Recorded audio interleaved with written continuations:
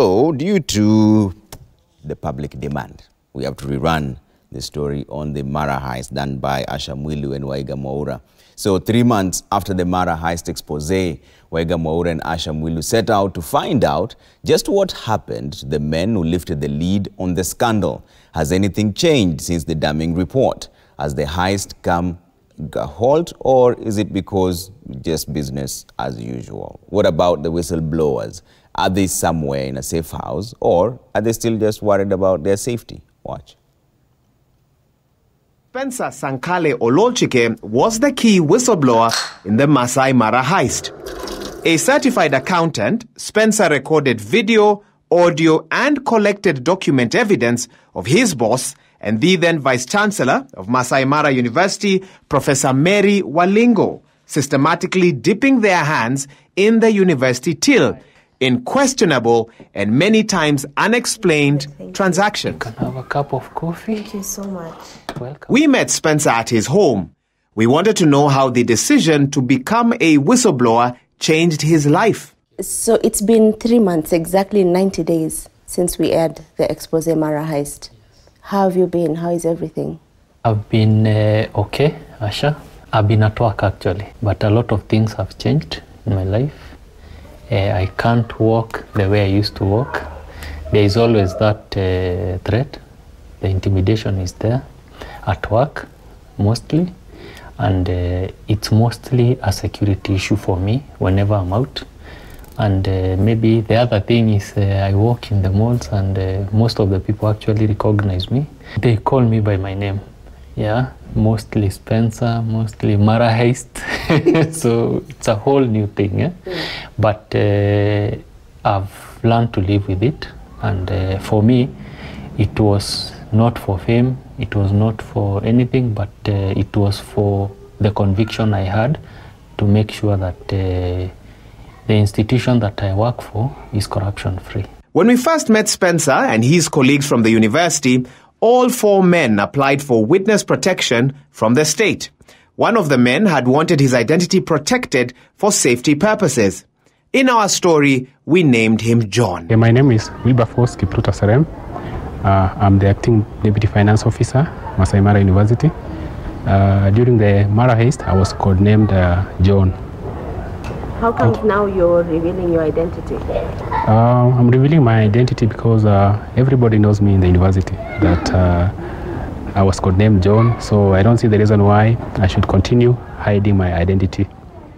Even though the whistleblowers applied for witness protection from the state, today they tell us they do not feel safe. We did apply, but so far nothing has been done by the Witness Protection Agency. We have not received any kind of any sort of protection from the government or from the Witness Protection Agency. I feel a bit insecure because every time I leave my job in the evening, going to the house, I feel like I'm being followed. I feel that I can be, attacked, anytime. I feel unsafe because whatever it is that we aired, it's not only the individuals that we saw on the TV that were involved. It's a whole cartel. The intimidation at work is there. You can feel it. My immediate boss just got suspended. And I know they are working there to eliminate first the boss so that they come for us.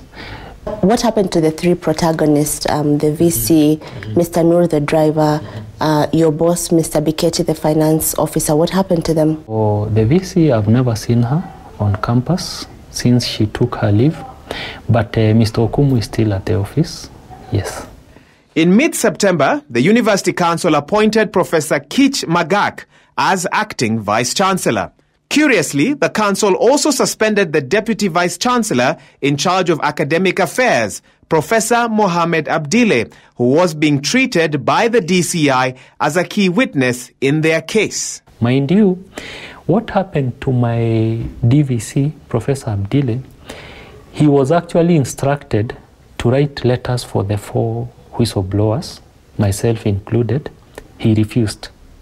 So what they did... What letters do you mean? Letters like suspending us or he was told just do letters to these 4 guys, they just go out of the institution. So for him, because he had the letter from DCI, he had a copy that was done to council. He said, DCI said we cannot do anything to these guys until the investigations are done. And you find it's like witch hunting, yeah? The same people who are supposed to protect you, they are the same people now coming to accuse you. There is nothing really that has changed. It's a crime scene with the criminals inside.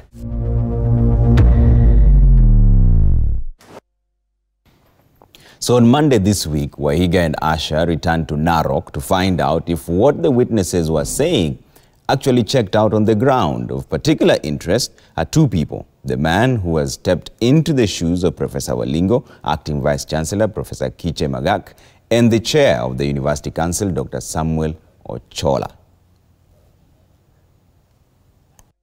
Our 15-minute wait, the university administration joins us in the boardroom. And despite the fact that we had requested for a one-on-one interview, we find out that they had chosen to invite other local journalists to our interview session, an unusual development since this is a follow-up of our exclusive report.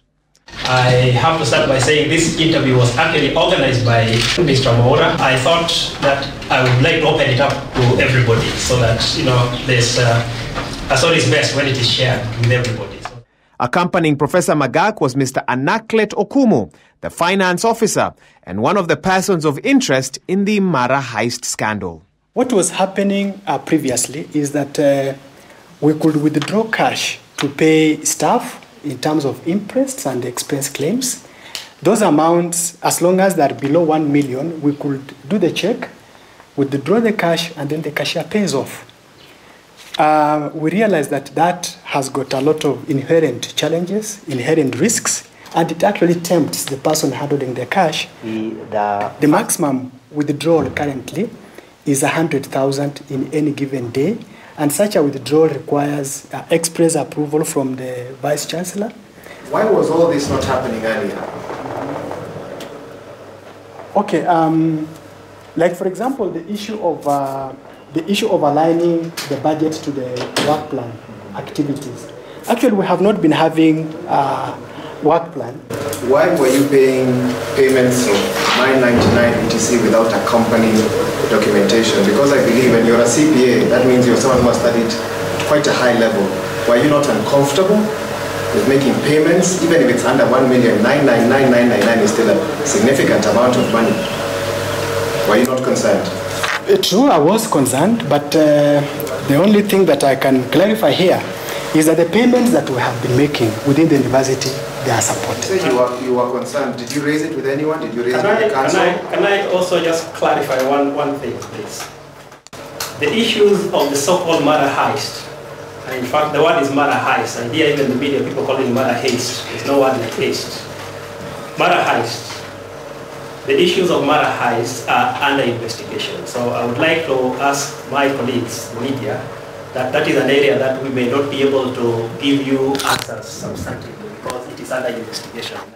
The university had no clear answers for us, but we wanted to know more about the council's activities and the actions taken in the university since the story aired. So since you came into office, some of the whistleblowers say they've never sat with the council.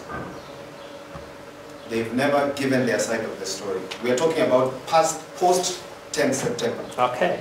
Is that true? Yes. Why? That is true. The whistleblowers are still part of this investigation that is going on. So what, in your opinion, are they going to do with the council when the investigation is still going on? Whatever sitting that we will do with the members of the council is to do with internal investigations. Whistleblowers are part of this university, and they are working as usual.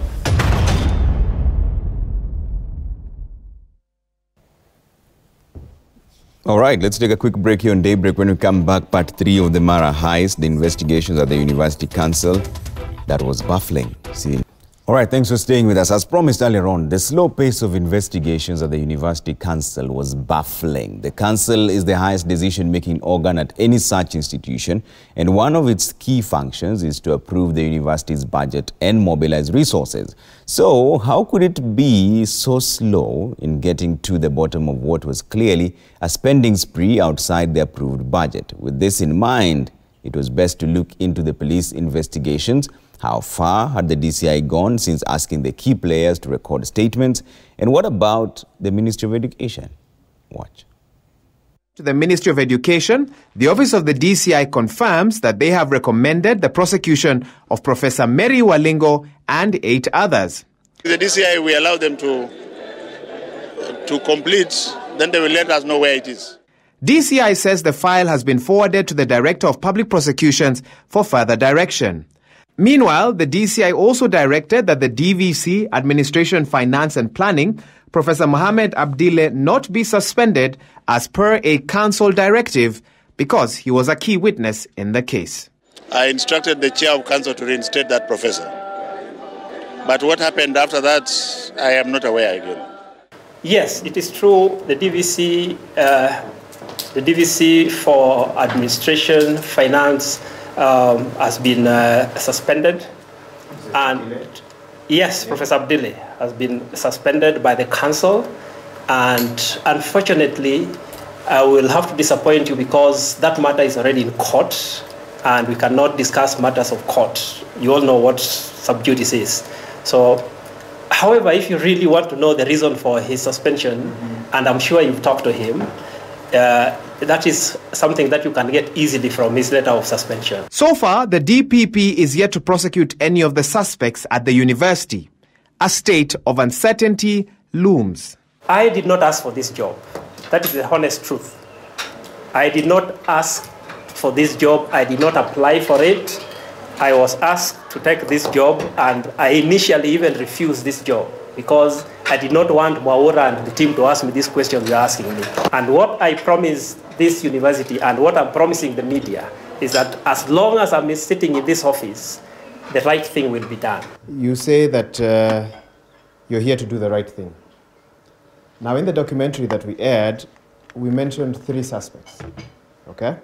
The other 2, I don't know where they are. I hope you'll explain to us. And for one who is here in this room, he himself has mentioned that he was concerned about certain transactions before September 1st, and you still are able to trust him to continue to hold a very substantive position till today. That's a simple one. When an allegation is made against anybody, the law, which you've quoted, says you are innocent until proven guilty. Professor Mary Walingo is on leave, on normal leave. She's still working here. Everybody in that system is in normal leave. And National Okumo is in office because status quo remain. Tony Yaile is in office because status quo remain. So nothing has changed. So it is not a question of me being comfortable with whoever. That is not the issue. The issue is I am sitting at the head of this university, and I have to run this university with everybody, angels like you and thugs and everybody. What they do is not my business. My business is... You have no concerns about the people who work for you, sir? I have concerns. That is surprising. I have concern, Mr. Mwaura. Can I just say I have concern, but we need to be honest that you cannot work with angels. Everybody cannot be an angel. I'm working with everybody. My business is performance in office. And for those who have been mentioned, the issue was they were mentioned. These were allegations. Investigations are going on. If they are found culpable, the law will take its course. The Mara Heist expose even found its way to the floor of Parliament, as nominated Member of Parliament David Ole Sankok demanded answers from the Ministry of Education. What is the status of investigation into the recent misappropriation of funds at the university and action being taken to address the vice in public universities in the country? As the back and forth continues, Spencer, Serem, and their 2 colleagues are left in limbo. Sometimes I feel like giving up because the slow process of the investigation, and I would hear rumors that somebody has been compromised here and there. So I feel like, nothing is being done. The investigation is taking too long. So sometimes I feel like, just moving out of the country, because if we cannot be able to trust the systems, if you just hear rumors that money has been used somewhere to bribe somebody, you feel like we are losing this case. I regret nothing.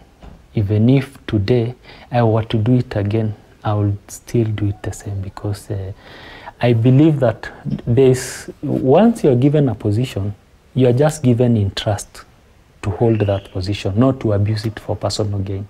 So for me, there's nothing I'm regretting about. I would still do it. I would still point it out again that somebody is using public resources to enrich themselves.